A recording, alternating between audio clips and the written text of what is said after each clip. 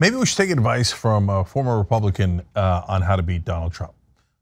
Yeah, let's do that. Let's bring in Joe Walsh, former US Congressman in the Republican Party, host of the White Flag with Joe Walsh podcast. Joe, welcome back. Always good to be with you, brother. All right, great to have you. So Trump just had dinner with Kanye West and Nick Fuentes over the weekend, both virulent anti-Semites, and Nick Fuentes is a white supremacist. So he says, oh golly gee, I had no idea who Nick Fuentes was. People can come by all the time and you know, if neo-Nazis walk in, I just have dinner with them. I mean, that's all there's no way I could have known. You're not buying it. Tell me why you're not buying it. Because Trump lies every time he opens his mouth. But Cenk, here's the thing. Look, you and I have talked. I come from the mega base. I helped to radicalize the mega base. The important point here is not what Trump did, and it's really not even the fact that all these Republicans are basically silent in the wake of what Trump did. The problem is, the biggest problem is, the vast majority of Republican base voters don't have a problem with what Trump did. And Cenk, I know that because that's all I've heard for 5 days, the past 5 days from them. So as long as the Republican base feels that way, you know, cowards like DeSantis and Cruz and the rest, they're not going to say anything. So it's a great point, Joe. And on Monday's show of the Young Turks, a viewer made a similar point where they said, well, you know that Trump has actually not denounced Fuentes at all. Like, he said, oh, oops, I didn't know who he was, but he didn't actually even say oops. He never apologized for having dinner with him. And okay, fine, he doesn't do apologies, but he never even said, oh yeah, what Nick Fuentes says is awful, right? And that's just like the bare minimum. And Joe, in a normal world, if we had two healthy parties, if the former president, who's now running again for the office, came out and said, oh yeah, these anti-Semites that think that Hitler is kind of cool and we should drive Jews from the country, I had dinner with them, but what's the big deal? Hey, Kanye liked me and he said nice things about me on Tucker Carlson's show, which is literally what Trump said. They would lose all their popularity because the country would go, both the voters in both parties would go, oh no, hell no, right? But Trump's not gonna lose his popularity, is he? No, he's the odds-on favorite to be the 24 nominee. That's clear. Trump's gonna be indicted, and I think an indictment will strengthen him within the Republican Party.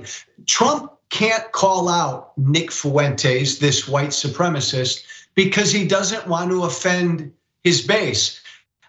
Senator Bill Cassidy, Republican senator from Louisiana, he and I served in the House together. He said something yesterday that he condemned Trump by name, and he said, this isn't who the Republican Party is. This white Christian nationalism isn't who the party is. Respectfully, I said to Bill, it is what the base of the party is. And maybe I've got a weird vantage point, but again, I come from the base and I help to radicalize them. This white Christian nationalism is fundamental to the Republican Party base. 100%. Look, if you don't remember, Joe Walsh was one of the guys who started the Tea Party and was one of Obama's biggest critics. So what he's saying is absolutely true, that he comes from the base. And so, and I have eyes. I think that and ears, which apparently sets me apart from the rest of media, because mainstream media only looks at things from their own perspective. And so they look at their whole lives, they've been telling us Republican Party, Democratic Party, we can't tell the difference. They're all the same, it's 50-50, both sides do it nonstop, right? So when they see Trump doing all these racist, anti-Semitic, et cetera things, they think, oh, it's just Trump. But then why did 93% of Republicans vote for him in the last election? It's not just Trump. Even Biden, even in his famous Philly speech where he was apparently, the right wing claims he was authoritarian. No, he said the majority of Republicans are not MAGA. But Joe, that's not true, is it? I mean, and here, don't we have the proof in the pudding that was served as dessert at Mar-a-Lago, that if his numbers go down, you and I are wrong. If he loses like 20-30% of Republican voters overnight, because they're like, what? I'm not a white supremacist. I don't want to vote for that guy. I'm not an anti-Semite who thinks we should drive Jews from the country or that black people are inferior. All things Fuentes has said, right? I'm out, right? Then we'll know the Republican Party was not those things. But if he doesn't lose any popularity within the Republican Party, don't we also have our answer? We absolutely do have our answer. And look, every Republican donor and every Republican establishment type and all the Republican bigwigs, they all want Trump gone. They don't have the courage to push him away. And they're all pinning their hopes, Cenk, on this Ron DeSantis. Well, now think about it. It's been 5 or 6 days since Trump had dinner with a Jew-hating, black-hating, Holocaust-denying white supremacist. 5 to 6 days, and Ron DeSantis hasn't said a damn thing. And what? This is the guy who's supposed to beat Trump in a Republican primary? No way. Yeah, let's talk about that. So, what do you have the odds at now? Because look, I think mainstream media and right-wing media have, they basically are in the illusion business. They set up these incredible, elaborate illusions for their audience, and oftentimes on economic issues and protecting the establishment, they actually agree. They're playing good cop, bad cop with us. And when after the midterms, that's exactly what we saw. They've created this illusion that the entire Republican Party has left Trump, and then you see a real poll from I think it was I forget Emerson. It was from Emerson, and no, he's still got like a 30-point lead on DeSantis. Okay, so do you think DeSantis even has a chance in the primaries? Yes, I'll tell you this, Cenk. I talk to the base every day. And I have sensed since the midterms some erosion of support, but we've been down this road before. For the first week or two after January 6th, I sensed some erosion. I heard erosion from the Republican Party base then, but within a few weeks they were back behind him, and a year later he was even stronger. So the guy literally incited a violent attempt to overthrow an American election, and he's still the leader of the party. So he's having dinner with a white supremacist. I don't believe that this erosion of support is permanent, because Cenk, this is what I'm concerned about. Trump is going to be indicted. He deserves to be indicted. But I'm telling you what, Republican voters will rally around him once that happens. Deep state, deep state, deep state, they will say. I don't know how DeSantis or Pence or anybody deals with that. Yeah, I think Trump's still the favorite, but I do think he is beatable. I think you're absolutely right that the indictment will lead to a rallying around the flag. It should have come a long time ago, so we could have been past that stage. The Democrats will bungle it as always. They're the #1 bunglers in the world. But I do agree with you that yes, it's DeSantis is not the favorite, but there is a way to beat Trump. And so let me run it by you. My thought is, if I was DeSantis, I would focus on how Trump is not good at the things that people on the right wing like him for. So one of the things I would say is he's not that good at owning the libs. He led the libs to own us in these elections. He's lost 2 massive elections in a row, so we're not winning with Trump, right? And Ron DeSantis, want to own the libs more than Trump, and I'm better at it. Look at how much I won by in Florida. So let me pause there for that argument right there. Do you think that's more effective than all the other things that Democrats and mainstream media have thrown at him? I think it's a better road to go down. And to your point, Cenk, this is the note in unison that every Republican has been saying since the midterms. Not that Trump is unfit and dangerous, but he can't win. So that is an argument. Yeah, and I noticed that in Georgia, for example, Republican voters did care about electability. And so they did not go with the Trump candidates for governor, et cetera. They were like, no, we might lose to Stacey Abrams, so we've got to put Brian Kemp back in so he could beat Stacey Abrams. So that's, I think, an interesting strategy. Another one would be to say, hey, this guy's always been part of the elites. And so, and you remember how the Clintons cooked up that idea that he would be the guy that they could put inside the Republican Party and destroy it. Hey, that's kind of working right now. So is he part of a Clinton conspiracy to destroy the Republican Party? What do you think? I love you, brother, but that won't fly. Nobody in the Republican Party base is going to buy that or pick up on that, even if it's true. Okay, that's interesting. But he did give a lot of money to Democratic candidates. So could DeSantis use that against him to say he's not really in our tribe? He's just a con man trying to use our tribe. No, because here's what so many people, I know you get it, but so many people in the media don't understand. Donald Trump owns 35% of the Republican vote, and it's not, they aren't supporters, they're followers.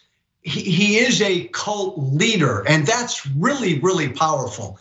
DeSantis's only play here is Trump did some great things. His time has passed. We've got to win. I'll beat Trump, but I can win. So you're saying don't even attack him if you're DeSantis. Just say no. What? Yeah, no, Cenk. Think about this. Trump's going to be indicted. So you're Ron DeSantis on a debate stage with Trump a year from now, and Trump's been indicted. What are you going to say? That the indictment was unfair? Are you going to say Trump deserved to be indicted? You can't say that because the base doesn't want to hear it. So DeSantis would have to scream the deep state. It's a really tough place to be in. So you're saying the only answer for DeSantis is go along with everything that Trump is saying. By the way, then that means he was right not to criticize the Fuentes Kanye West dinner, right? Because you don't want to upset the base. Yes. Right? And I can't believe they indicted poor Trump. But guys, as much as I would love to, but this guy just can't win. And he's now proven that a couple of times. And so I'm better at owning the libs. Let me own them better.